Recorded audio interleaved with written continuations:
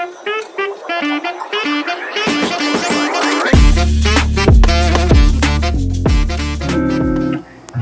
yun na nga, nandito na kami sa Baguio tapos bumagyo. Yung ang tagal-tagal mong inintay, 1 year na planning namin tapos pagdating mo, may bagyo. Well, opportunity to para manalangin, bagyo ka lang, may Lord kami.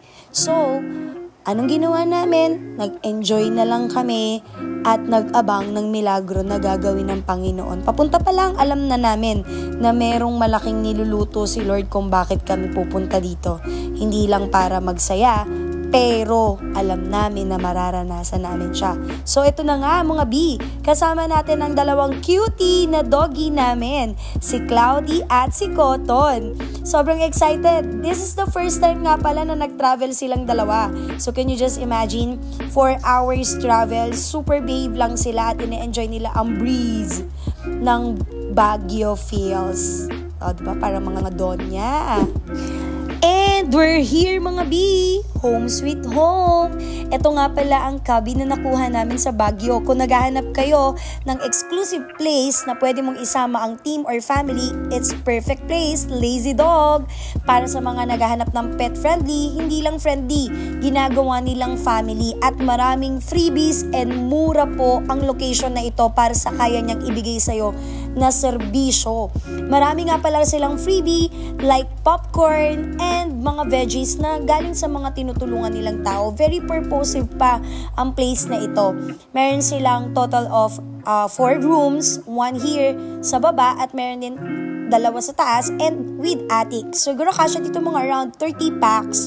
Perfect na perfect sa big group. At kung gusto mo naman pala ng kayo lang or small group lang, pwede nyo naman makuha yung mga room lang or kung ilan lang yung kailangan nyo kahit nga sa couple lang.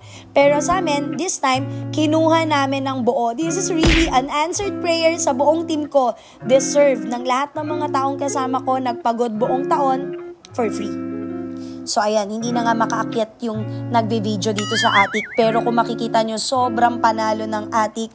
Kita nyo naman, hotel ang itsura at yung mga fabric na gamit nila super nice. So, ang mga kasama ko nga pala dito, B, ay ang aming mga church ministers and leaders na kung tawagin ko ay mga volunteers. Ito pala yung mga kasama ko. This is my dream team na walang sawang tumutulong sa akin para abutin ang pangarap na nilagay ni Lord. Deserve naming magpahinga at magsuk sa presence niya, B. So ayan na nga, ang sabi nga, walang mag-uusap regarding ministry, pahinga muna tayo at i-enjoyin muna natin ang Baguio. Pero ano nangyari? Eto na nga, nagkalat tayo sa buong Baguio at nagpe-pray. Ganun talaga pagbuhay mo na. Pag passion mo, hindi mo na mahihiwalay sa'yo.